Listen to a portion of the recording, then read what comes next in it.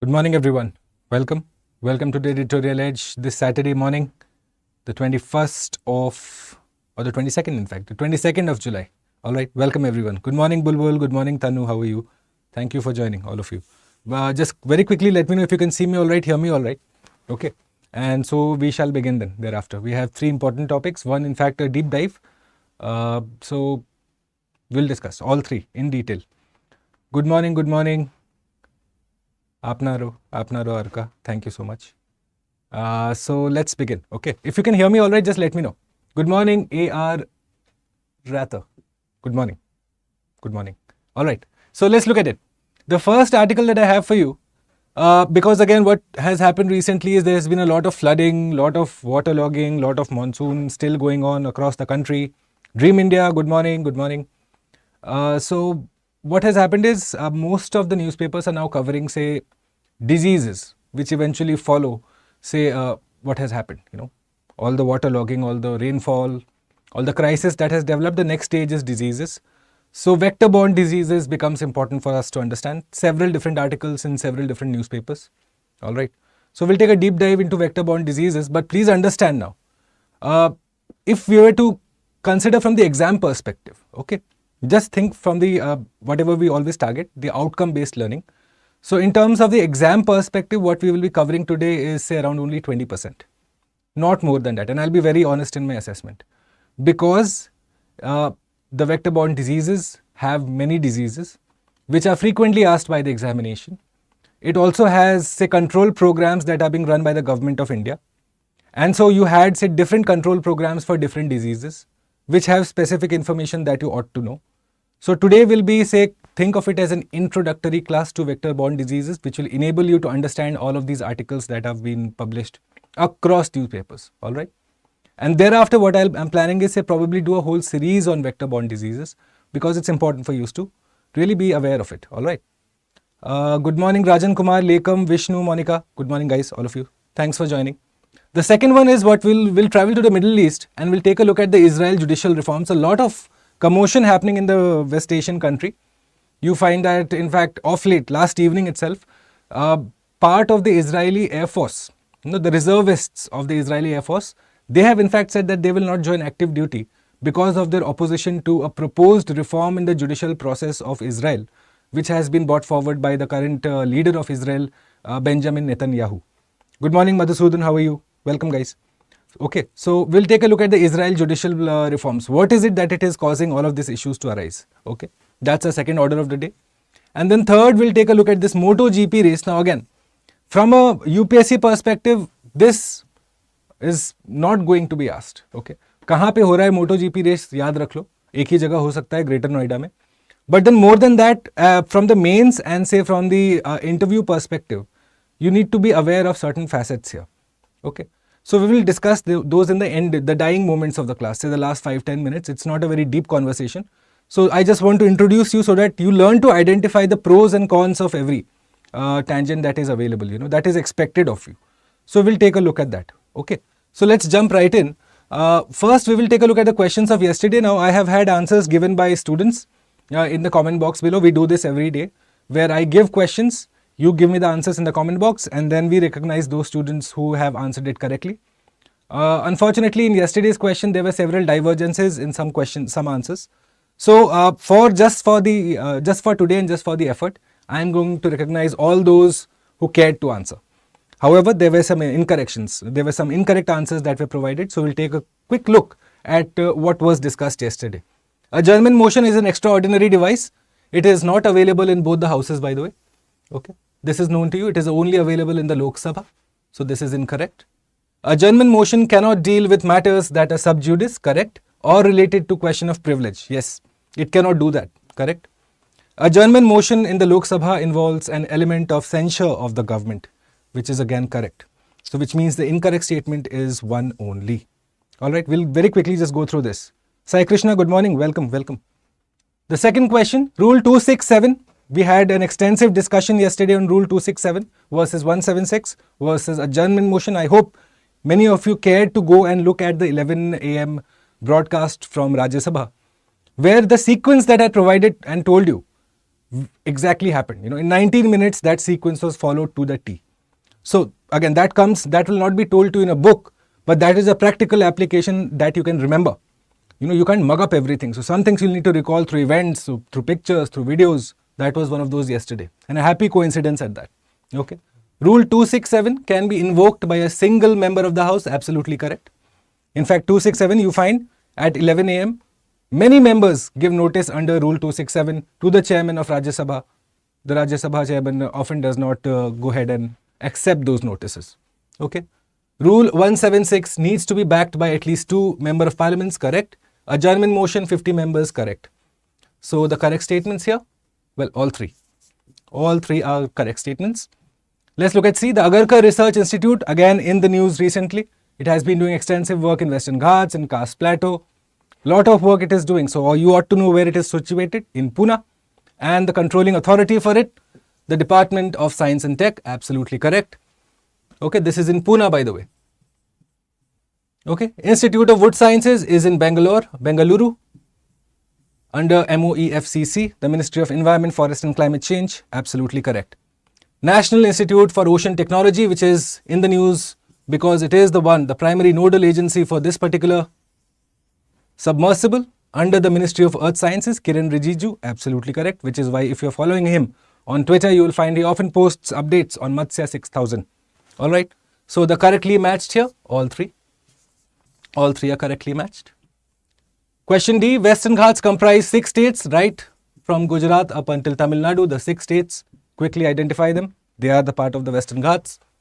UNESCO World Heritage Site, Biodiversity Hotspot. Yes, Man and Biosphere program covers this particular Western Ghats. Okay. Himalayas are older than Western Ghats, unfortunately, no. And even if you do not know the whole geological history of India, how say the plate tectonics developed and the crashing happened and what came first, forget all of that. Utna agar nahi bhi pata hai. NCERT has mentioned Himalayas as young fold mountains. Is this not the term used? Young fold mountains. Huh?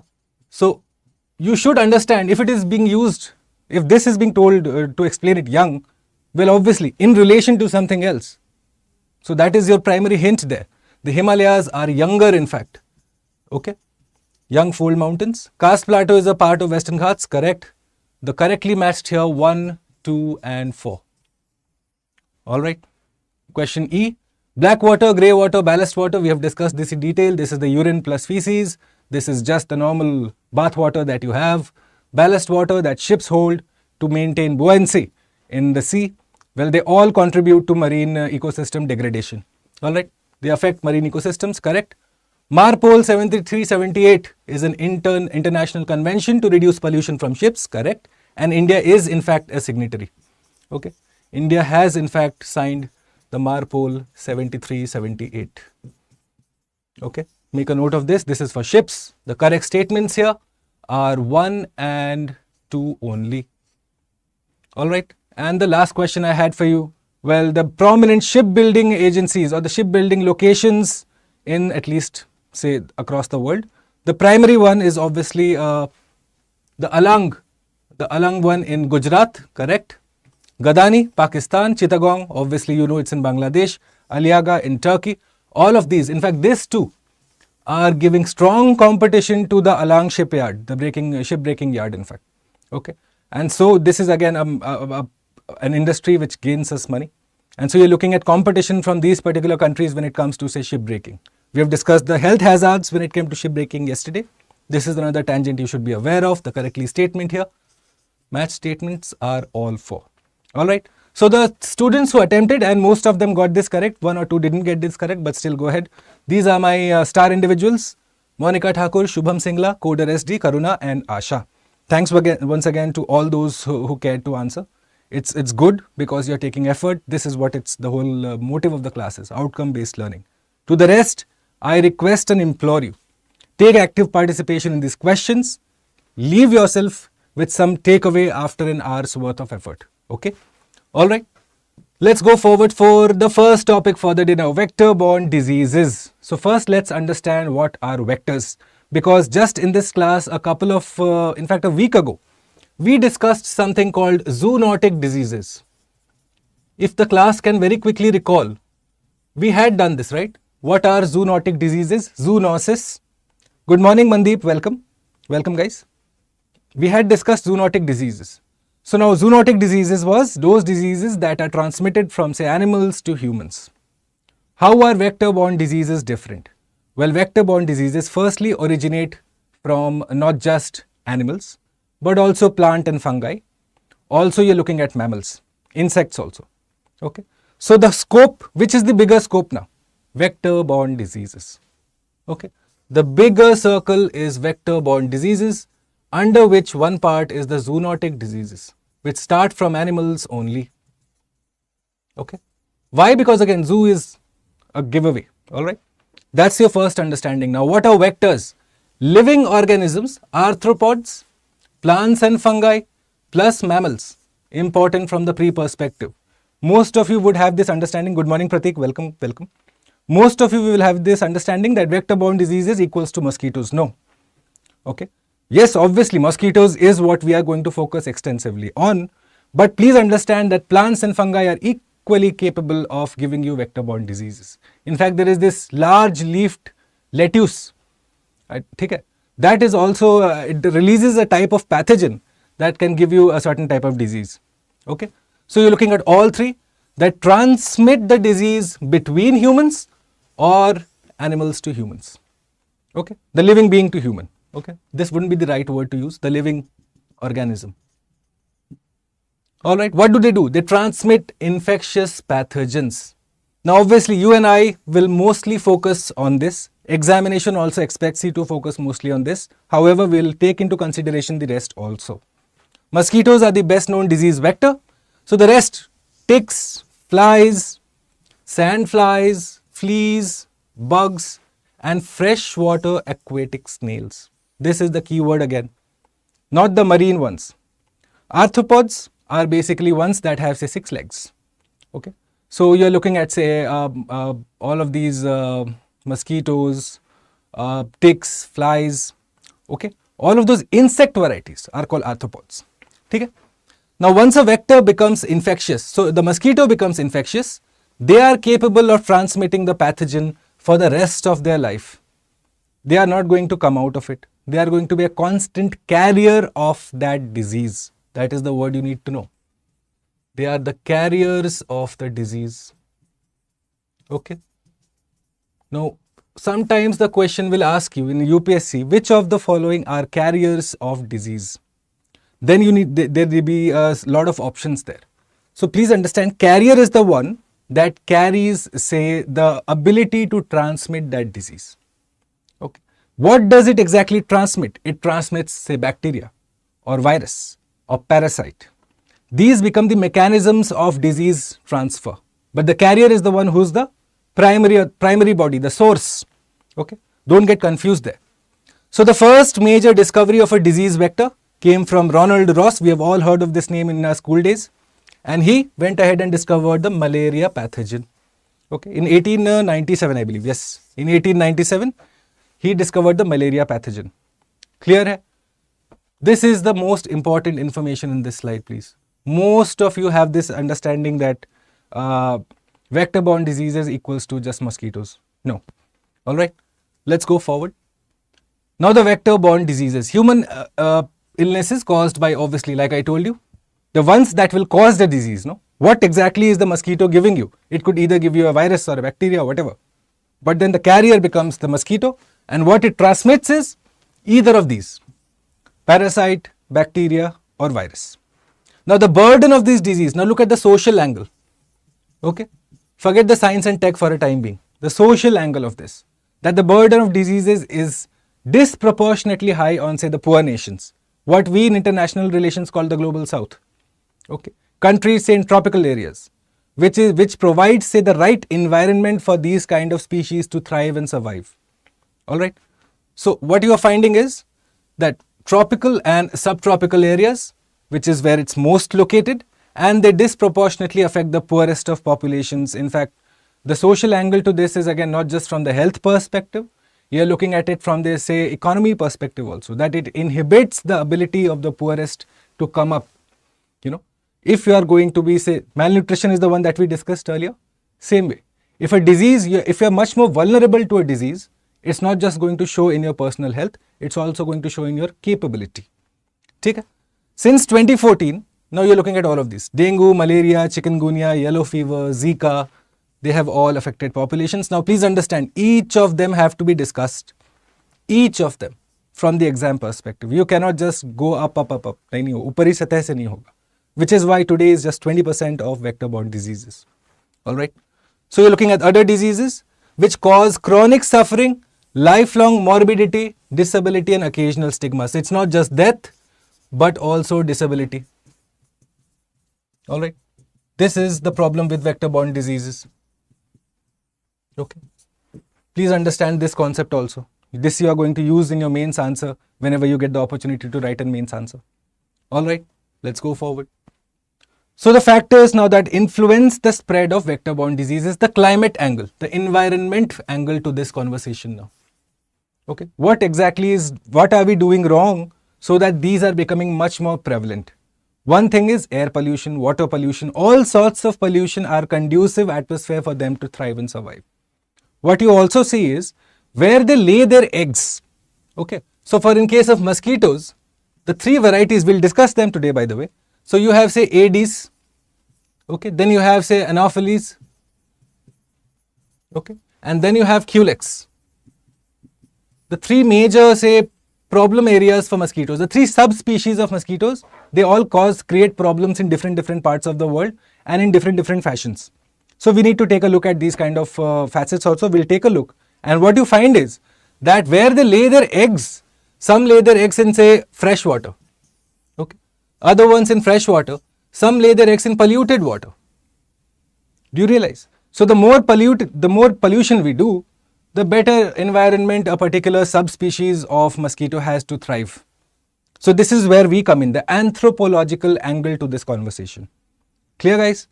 Now let's look at this. Unsustainable and pollution intensive travel, okay, unplanned urbanization. Why is it that say most of the dengue outbreaks occur in areas that are tightly packed, claustrophobic areas? Why is that? Because you need personal sanitation, hygiene, simple things, no, where you shouldn't have say lying water, stagnant water. But if there is stagnant water in the drain and if there is a large population density there, that's a hot spot for like a small scale problem there. It can come up any day. Do you realize? So this is where we come in. You're also looking at changes in agricultural practices. Guys, just 2 days ago, I think we discussed something called gambusia. Do you remember? Does the class remember? Let me know in the chat. We had discussed the fish called gambusia, where a particular variety of gambusia, there were two species. One was called horbruki. The other one was the one that would eat, say, mosquito larvae. Now that is the normal method. You are introducing a species that feasts higher in the food chain, goes and eats it. What if, say, those kind of methods are pulled out, no more taken care of, and you go ahead and say start spraying insecticides or some sort of say chemical agents to make sure that mosquito larvae does not come forward in the water body? Is that not going to have problems? Do you realize that?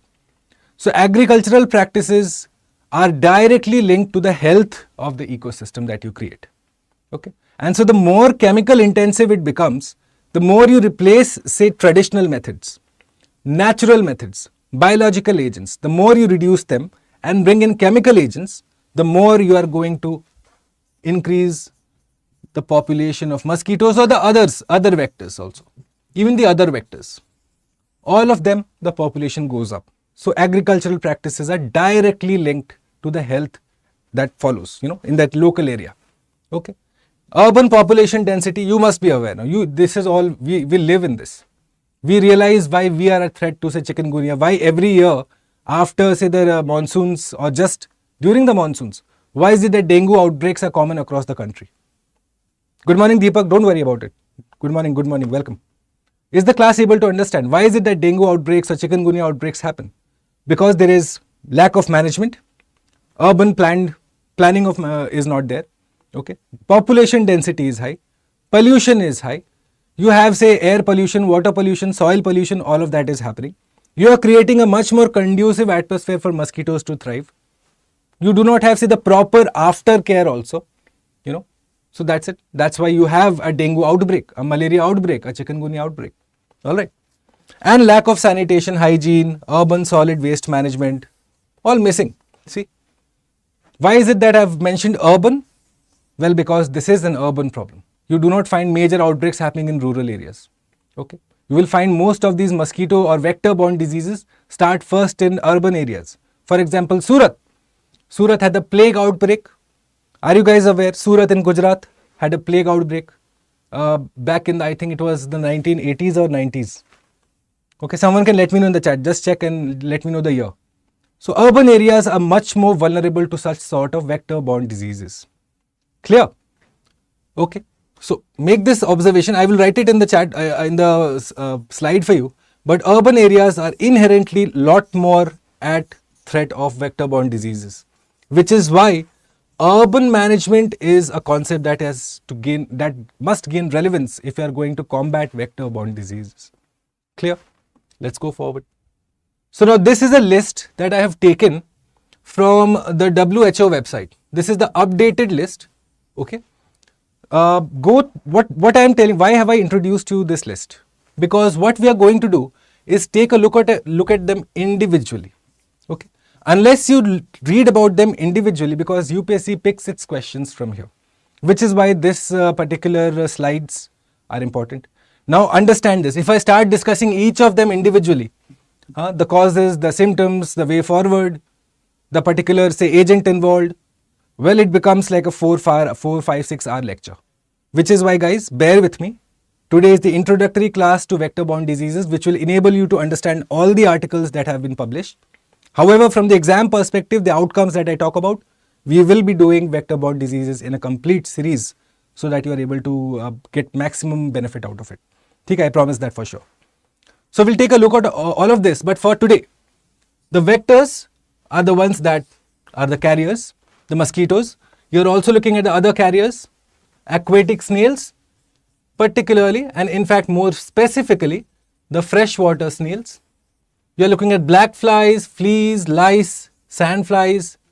Okay. So this whole list has to be done. Ticks, okay, bugs and tsetse flies. Tsetse flies has been asked previously. 1994 Mandeep, correct. Shubham मैं पढ़ा रहा हूँ vector borne diseases. ठीक है, इस पे अभी काफ़ी सारे आर्टिकल आए हैं, आज कल परसों बहुत सारे आर्टिकल आए इस हफ्ते में. So it's important for the students to be aware of it. ठीक है. So what we are going to do today is just look at, say, go through this list, but let's focus on this for today, the mosquito bit. Now first, note down a few differences, because without that it will be unclear. So we have the 3 subspecies that we know, Aedes, okay. Then you have Anopheles. This is NCERT, but go through, quick revision guys. And then you have Culex. Okay. We'll just quickly go through this. 1 second. All right. Now let's look at the area of distribution for each. All right. The area. Can someone very quickly tell me where is Aedes found? Huh? So Aedes started from Africa and now is found worldwide. Okay. Just make a note, a mental note, so that why am I telling you the location? So that you will be able to figure out the particular diseases. ठीक है? Sir Indian express newspaper क्यों नहीं पढ़ते हो आप? Study IAS. I'll tell you something. My whole point of preparation here is that rather than say reading articles, you understand the topic. The examination expects you to understand topics and have information on topics. Okay. And so I don't say that reading article is bad. Absolutely, very important in fact. But how would I read it? So if I know the topic first, then only I'll be able to make sense of the article. Now thereafter what happens?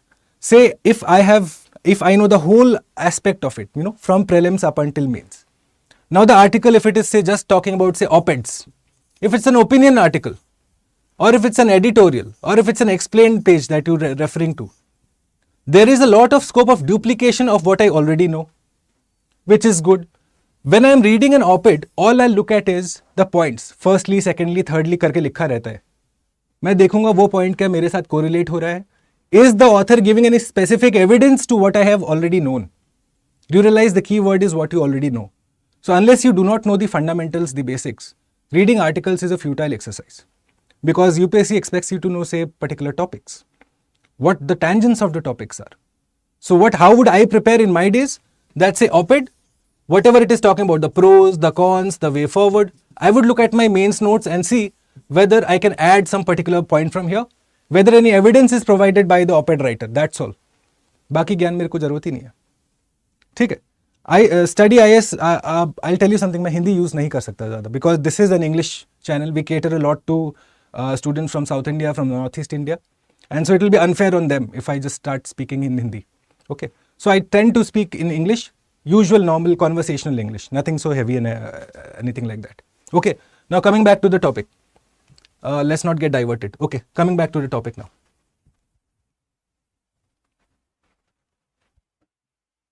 All right. So Aedes we know is from Africa. Anopheles कहाँ का है बताइए? Anopheles is from India. Okay. Southeast Asia and Pacific. Okay. And Culex is the American variety. Okay. Culex is the American variety, normally in the northern part of the temperate zone. Okay. Northern part of temperate zone. Now the other differences we'll quickly take a look at.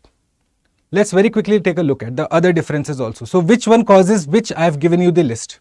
Alright. Who is active more? The activity time now. This is more active during daytime. Okay. Aedes. Alright. What about the Anopheles? Anopheles कब active रहता है? सुबह के time. याद रहे ना, कान के पास आके जो आवाज करता है, वो आप रात में सोए हो तो तभी आवाज करता है. So basically that one that makes a sound and comes and disturbs you early in the morning, that morning hour sleep from 3 to 5, that is the Anopheles. So dawn or dusk. Alright. Now also know that this is the one that creates a sound. Okay. No sound here. No sound here. I'm giving you the basic differences, guys. Okay.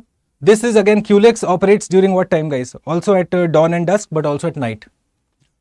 Dawn and dusk plus night. Alright. The basic differences. Who lays eggs in fresh water? Here. Fresh water? Yes. Polluted water? Yes. Laying of eggs. You know, no, how it goes from, say, egg to an adult. You have the egg first, then the larva, then the pupa, then an adult. This is the life cycle of a particular mosquito. याद रखेंगे ये आप. First an egg, then it becomes a larva. Say just originated out of the egg, just come out of the egg. Then it becomes a pupa in the process of development to become an adult. And then finally you have the adult that comes and sucks our blood. Okay. What are the other major differences that I can give you? How does it land on the water? Okay. So this lands at an angle to the water. So if this is the water, you will see that the mosquito has landed like this. This one, if this is the water, it lands parallel to the water. Why? Because the way it breathes, it is right underneath. Okay. So it needs to be parallel to the water. So this is parallel to the water. This also is at an angle to the water. See, this is how you're going to identify the differences. Aedes, Anopheles, Culex. Don't worry if you are finding this difficult. This is NCERT Science and Tech. I will be including this in the Telegram channel, the PDF that I upload there. Okay. So have a look at this list extensively. Also take a note of the pathogen. You know, because the question will sometimes ask you, which of the following are caused due to virus? उसमें बीच में एक parasite या bacteria घुसा देगा examination. So you need to be aware of this. Don't worry, you don't have to mug up. I can promise you that. You don't have to mug up this. We will be discussing each of them individually. Then you will realize that there are specific pointers that help you identify whether it is a virus or a bacteria or a parasite. Clear? So have a look at this slide later at your own time. Alright, now let's look at how we are looking to control vector-borne diseases. So the major program that is being run is by the World Health Organization.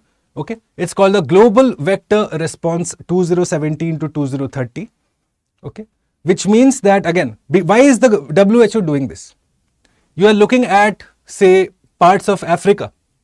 Like I told you, that this disease affects the poor nations. So you're looking at, say, Africa. You're looking at South Asia.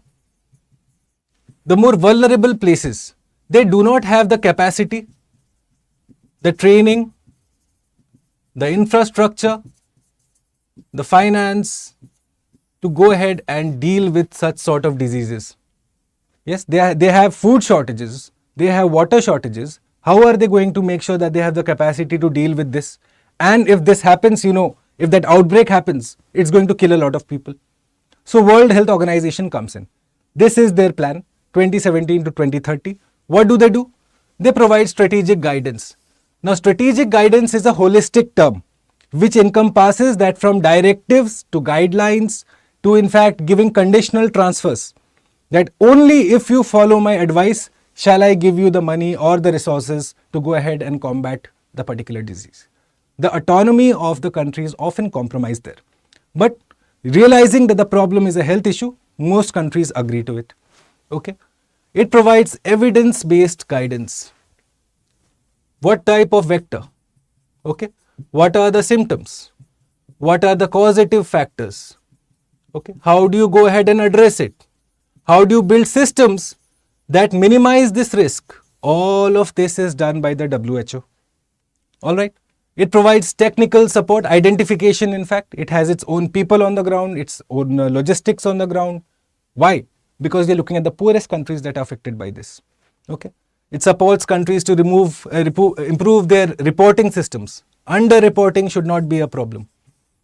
Every case should be accounted for. This is your, in fact, mains ke liye na, this is the fodder point, guys. If you include these points, easy.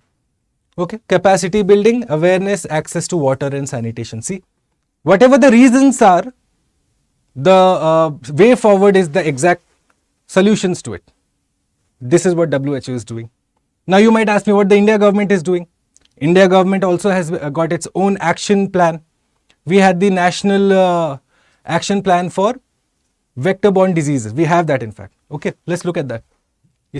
National Vector Disease Control Program. This runs under the DGHS, the Directorate General of Health Services, which is under the Ministry of Health and Family Welfare.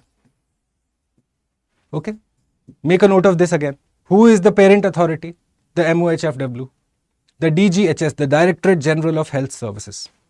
Now launched in 2304 by merging National Anti-Malaria Control Program, Filaria Control Program and Kala Azar Program. You don't have to remember what was it merged with. What you do have to remember is what are the programs it is running, which is the 6 programs that it is running. Okay, it is running a program for malaria, for dengue, for chikungunya, Kala Azar, lymphatic filariasis and Japanese encephalitis. Which means these 6 vector-borne diseases must be known to you like the back of your hand.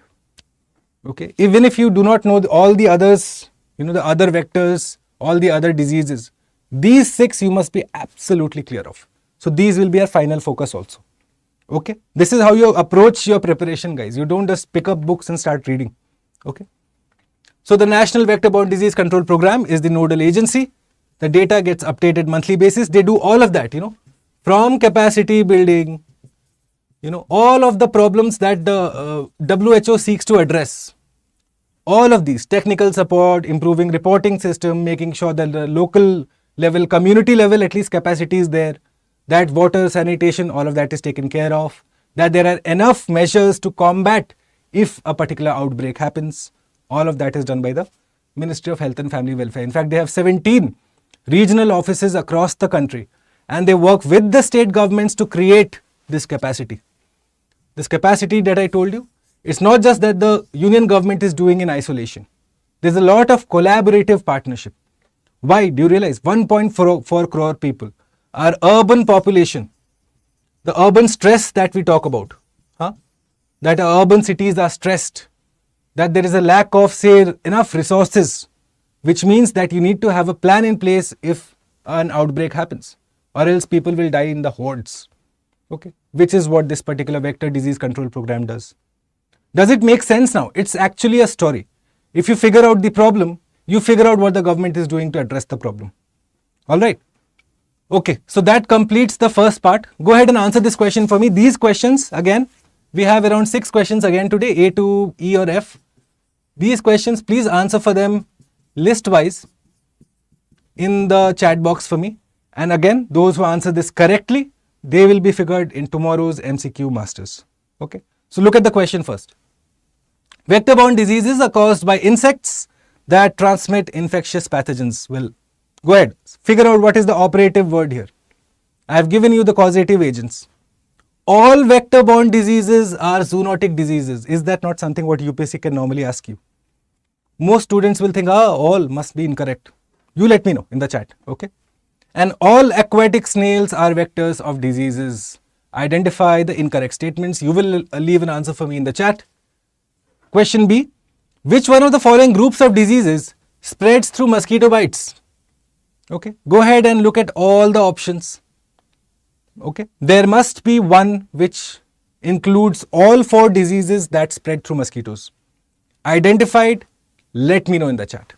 Okay, all right, so that completes the first part of our lecture. The 25% or 20% at most, the introduction that I've given you to vector-borne diseases.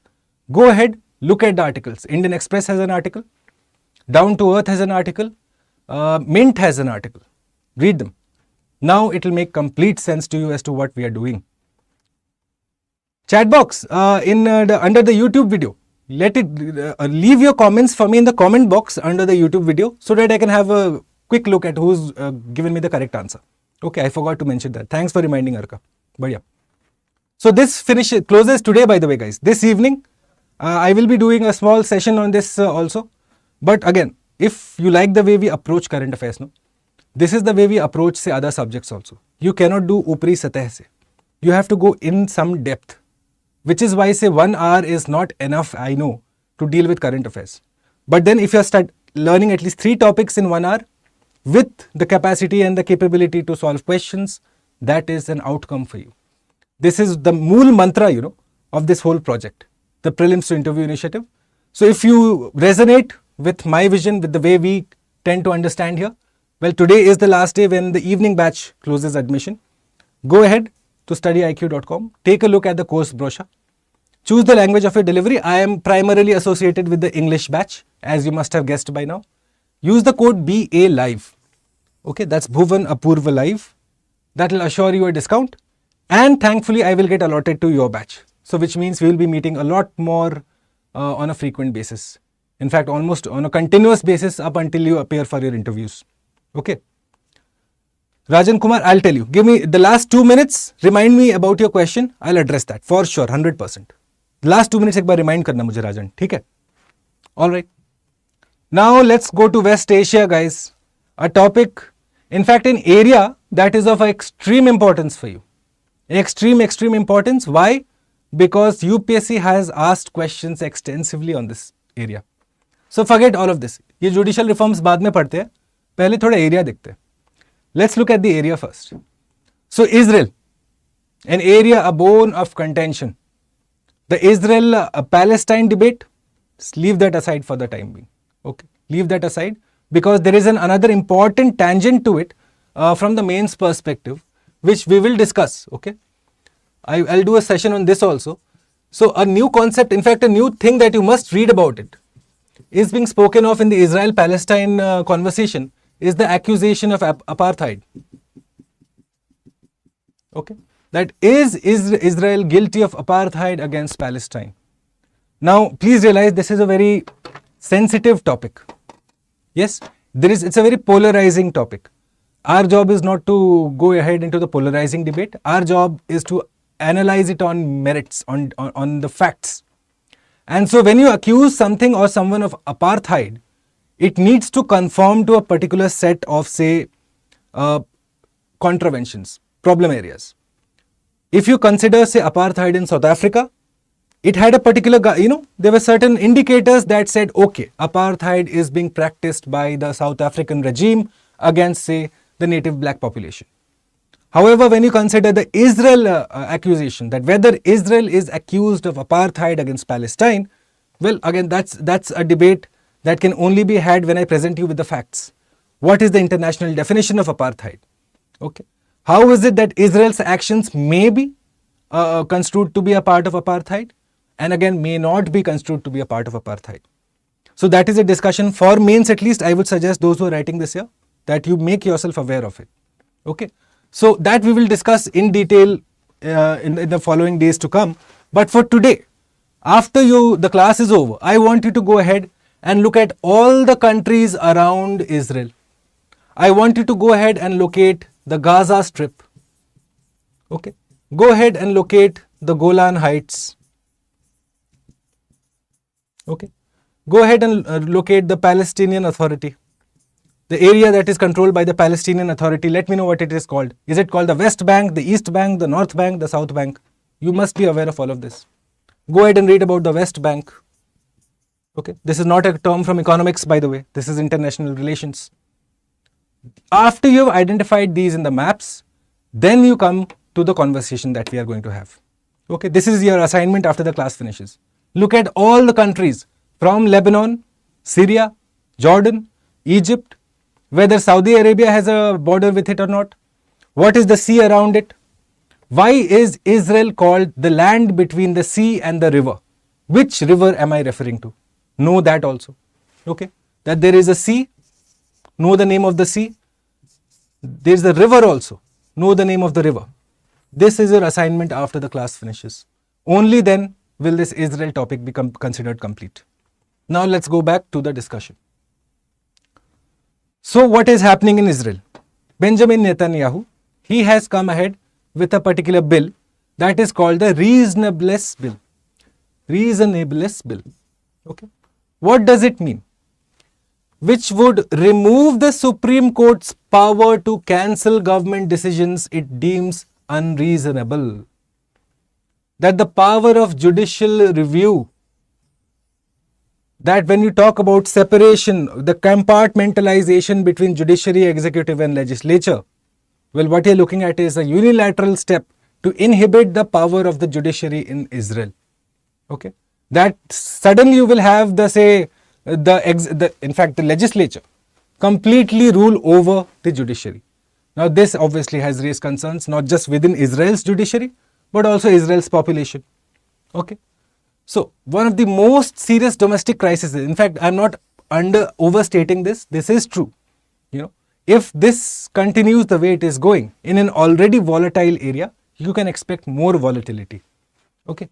In a move which has caused deep concern, hundreds of military reservists, in fact the Israeli Air Force, they have said that they will not report to duty if this is passed. The reserve force, you know, they have several 100,000 individuals who are part of the reserve who can be called up at a moment's notice for national duty. They have straight away made it clear that if this particular bill is passed in the Knesset, Knesset,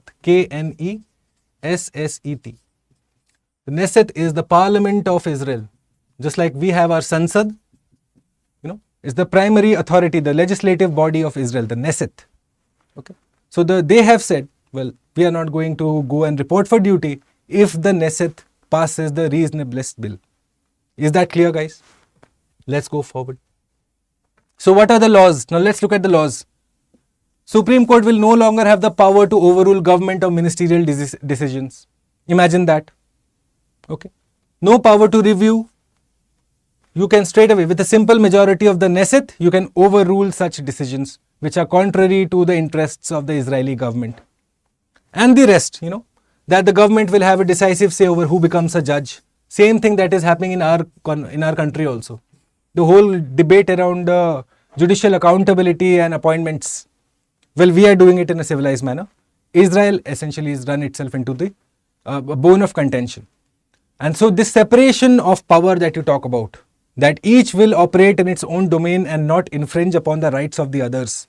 The executive will not go into the judiciary not on the legislature, all of that compartmentalization, that is breaking down, which means the basic structure that we often talk about, remember? In our country, this would be a part of the basic structure, the doctrine of basic structure. However, Israel is having to deal with this problem. Okay. Ministers would not be required to obey the advice of the legal advisors. So they have in fact a legal equivalent who gives the legal advice, the veracity of a particular law or a policy. And so they are required to obey the particular advice that is given. That advice is binding on the ministers. That is also sought to be done away with. Do you realize? So complete independence of the ministers, the government, no accountability, no transparency, so many angles you can straight away realize. Okay. This is the problem in Israel. Just 2 minutes you understood. Now go ahead, read any article. It will talk about, say, the challenges that are arising, or the reasons, or the problems, or Netanyahu's own ambition. Because again, he is also involved in corruption cases. So some articles will tell you that this is primarily driven by the fact that he wants to save himself out of those corruption cases. Those informations are again not information, not necessary for us from the exam perspective. Okay? Is this clear? What is happening in Israel? All right, good. Let me know if you have any questions, guys. And go ahead, look at this. The term two-state solution is referred to which crisis? You will let me know in the chat. Nagorno-Karabakh crisis, okay, the China-Taiwan dispute, the Falklands dispute, or the, which one? Let me know. Which are the countries here, by the way? Can you tell me very quickly? We have a couple of minutes. Which countries are a part of the Nagorno-Karabakh dispute? This was asked in the 2023 examination, by the way, this year only, just a couple of months ago. Asked in 2023, the paper that has left a scar on the minds of many individuals. Can someone tell me which countries are part of these individual disputes? We will forget this, ये तो हमें पता है. Falklands किसका dispute है? Which countries are a part of this? Which countries fought the Falkland War? You should be aware of these, guys. मुझे बताइए जल्दी से chat में. I'll wait. I have all the time in the world today. What is the two-state solution? Must be aware of this. Where is the Golan Height? I'm waiting for the answers. Go ahead. Which two countries are part of the Nagorno-Karabakh? I'm giving you options. Is it Armenia and Turkey? Is it Azerbaijan and Turkey? Is it Armenia and Azerbaijan? Is it Turkey or Syria? Which two countries are having this problem? Nagorno-Karabakh is correct. Russia and Ukraine, nahi Mandeep, Falklands is basically between UK and Argentina. Okay, UK and Argentina, the Falklands War, which is why you find there was a recent article which said that some particular news outlet had referred to Falklands by its Spanish name rather than say Falkland Islands. And so this whole conversation came up as to why Britain is there in Falkland Island anyways. You know, it's not their territory. The area is just next door to Argentina. Why is Britain still holding on to it? Okay, two-state solution? No, not China and Taiwan. No. Two-state solution is not China and Taiwan. In fact, the China-Taiwan is to do with the one China policy. Remember, China says if you do not recognize Taiwan as an intrinsic, inalienable part of China, we will come after you with all our military, our economic, our coercive wolf warrior diplomacy might. Is it not, guys? Madhusudan correct. Deepak correct. Good. Make sure that you know all of these, okay? D, iska bataiye answer. Which of the following countries does not share a common land border with Israel? Go and look at a map. 5 minutes it will take you. Identify all the places that I have told you. Once you take a look at that, this area is done for you. Because questions have been asked. Golan Heights asked previously. Two-state solution. In fact, the two-state solution question asked previously. Okay. So go ahead, have a look at this. It has asked about Gaza Strip. It has asked about West Bank. Alright. So make sure that you are absolutely aware of this area. Alright. If you have understood these two topics so far, I see the number of likes are abysmally low. Please consider leaving me a like, guys. Okay. We are still to do one more topic, but the number of likes is so bad. Go ahead, increase it a little bit for me. You know, this is the small benefits the educator has. How can you deprive me of it? Okay. If you understood the topics, go ahead.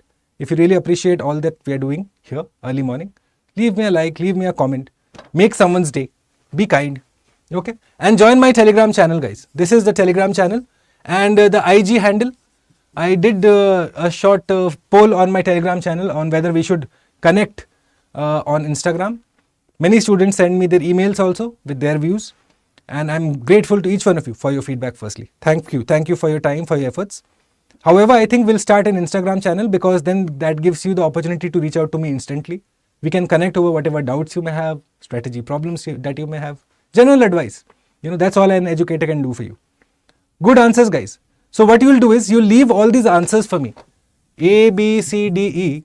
All of these answers, just leave them for me in the chat box, the comment box under the YouTube video. The correct answers get featured on Monday morning. Okay? All right. Now this is happening. India's first MotoGP racing happening in Greater Noida, September the 22nd. I am told the tickets are already sold out.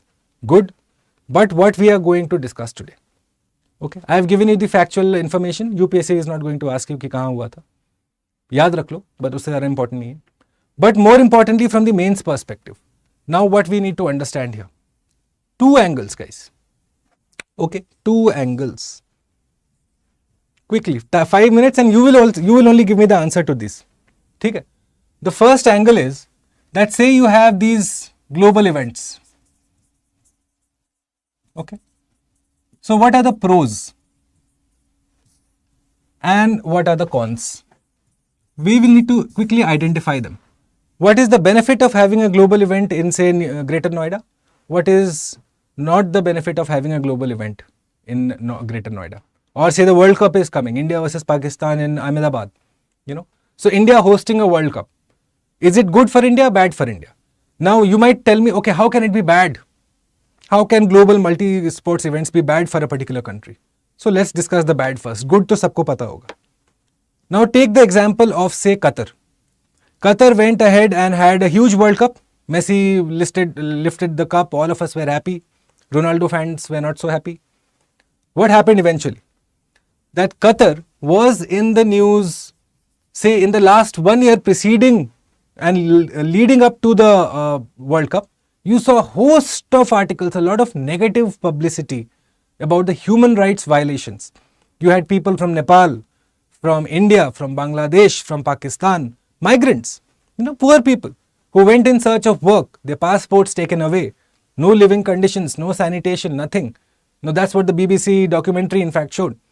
Yeah. So your human right records get amplified. Okay.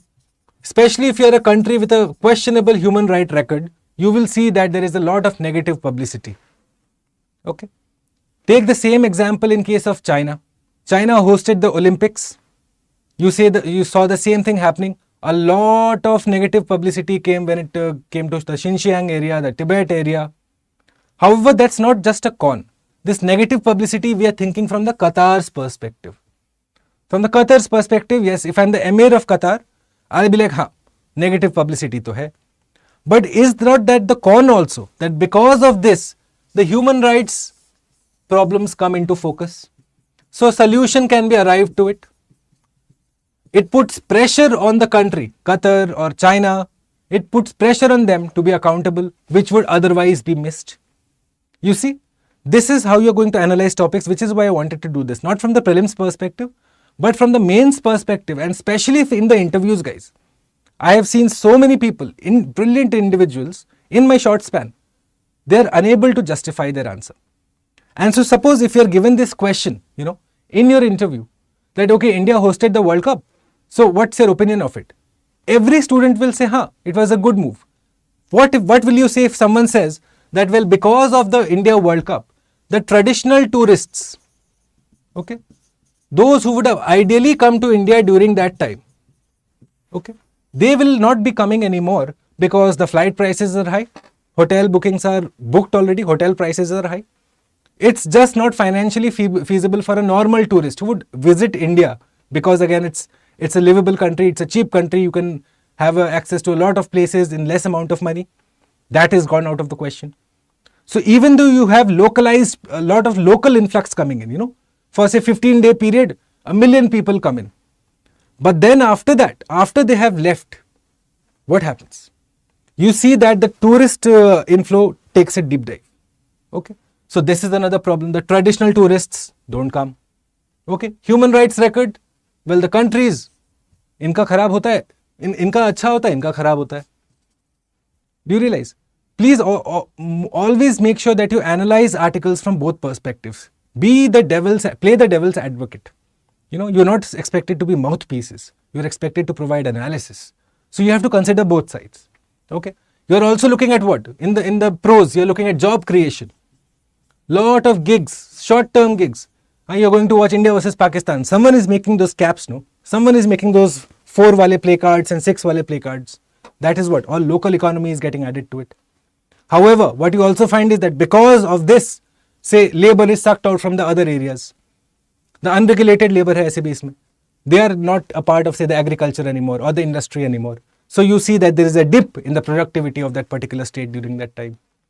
Forex आता है, ये आता है, वो तो सबको पता है. Are you able to understand now, guys? This is how you are going to approach current affairs. Now that question that Rajan had asked me about how to read economics. Okay, if you have any questions for this, let me know. वैसे मैं इसका दोनों pros cons का मैं आपको slide में include करके दे दूंगा. Can someone identify what could be another con though? Let's do this. We have around 5-6 minutes. What could be the other con for, say, India hosting a global event? Think of the Brazil example, guys. The Brazil example. Again, it hosted the Olympics, or no, the FIFA World Cup plus the Olympics, yes.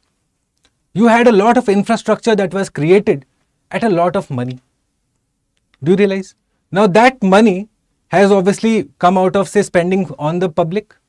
Now you went ahead and created a huge stadium in the middle of Amazon.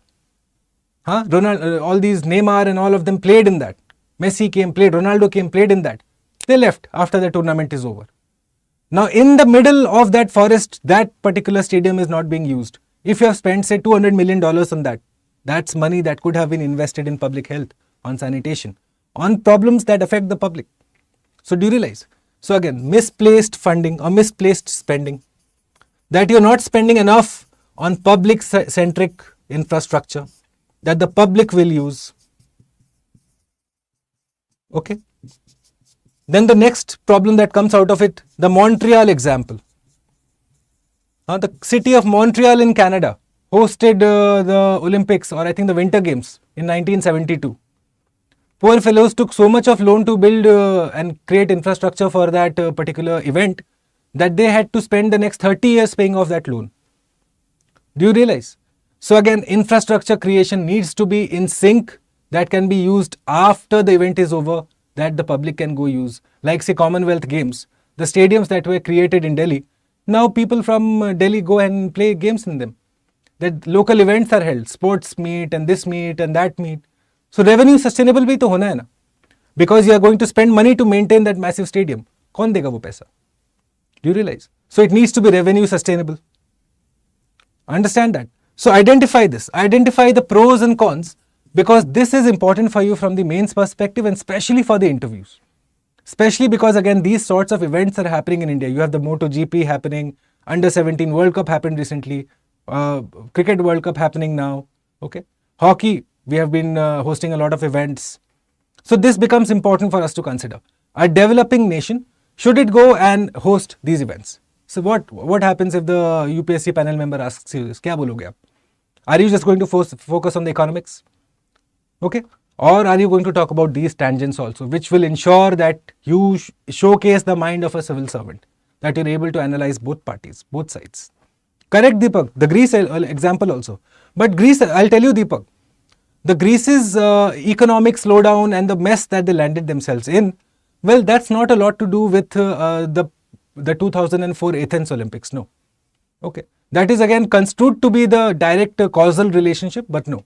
What you often find is that it added to the problem of Greece, which was already there. Okay, so it's not the exact reason, but yes, it's among the many reasons why Greece's economy went bust. ठीक है? Correct, Rajan Kumar. Correct. ठीक है. All right, so with that, my dear students, we come to the end of this particular lecture. We have discussed vector-borne diseases, the introduction to it, which will enable you to understand the articles for today. We have discussed in detail about the global sporting events. And what was the second topic that we discussed? Israel, the judicial reforms. Okay. Make sure that you answer the questions for me in the comment box. You have a day, the whole of Sunday is with you. Read about vector-borne diseases. we will discuss the entirety of vector-borne diseases plus India's response action plan, the 6 diseases, the 6 vector-borne diseases that Government of India is completely focused on. So the UPSC aspirant must also be completely focused on. Okay, that we will take care of on Monday morning. Meanwhile, for those of you who are on my Telegram channel, I had posted a poll yesterday requesting you to vote on the subject that we should start. I am planning to start a complete end-to-end of a subject. The 4 options I have for you is environment, international relations, CSAT, the English bit, or geography. For those of you who are still not a part of the Telegram channel, please go ahead and scan this barcode. Vote if you'd like to study environment and climate change and ecology. Go ahead and vote. That class shall be beginning from most likely the 1st of August. Okay, the whole focus on that is to make sure that you're completely taken care of insofar as a single subject is concerned. Okay, Rajan, answering your question about economics. Now, first things first, Rajan. When it comes to economics, first be aware of what a particular topic or what a particular statement means. That you're able to identify the difference between, say, GNP and GDP. That you're able to identify the difference between inflation and reflation and disinflation. So that theory needs to be done first. Unless and until that is done, no amount of newspaper reading will help in economics. It will all be blank.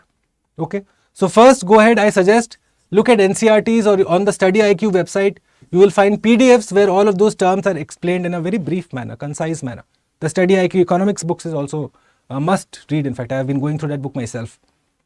Wherever you choose to read it from, you're completely your call. After you have understood the theory, completed the syllabus, then go with the topical approach. Start with the basic, the GST se leke, go up till, say, the recent budget, the green hydrogen bond, this bond, sovereign gold bond, all of those. Topical approach to economics helps. But for that topical approach to make sense, first you need to be aware of the theory. So after you are aware of the theory, only then will you be able to understand, say, what Subbarao is writing in an op-ed in Hindu. Okay? So go ahead, that's the correct way. And for the new topic that we are starting, the 100 class complete package, from NCERT level up until I'll take you till the depth of it. ताकि वो topic में आपको कोई सवाल problem तो नहीं करेगा for sure. तो let me know in the Telegram channel the poll that is going on. ठीक है. Okay. I am yet to receive answers for yesterday's mains question. Okay, I have received only around 10-12 answers for the question on the shipbuilding technique, the Tankai method that we did yesterday. For those of you who would like to go ahead and answer it, take the weekend and send in your answers. I am planning to respond to each one of you by tomorrow evening, Sunday evening. Okay. Lekam, no questions for today. The assignment for today is to go ahead and look at the vector-borne diseases slide, look at the Israel map, figure out the locations that I have told you to identify, because prelims preparation needs to go side by side. The exhaustive one is being done. Today we are going to just focus on prelims perspective. Okay? Okay, thank you so much for your time, guys. Before you leave, please again, if you haven't so already, एक like छोड़ दीजिए मेरे लिए. ठीक है? I shall see you all of you on Monday morning 8 AM as we will start with the next week's topics, and hopefully if time permits, then we will start with the whole second or the third segment of the class. We'll focus on vector-borne diseases one by one. Okay? All right. All the best. Have a wonderful weekend. Stay safe. Be well, and I shall see you Monday morning.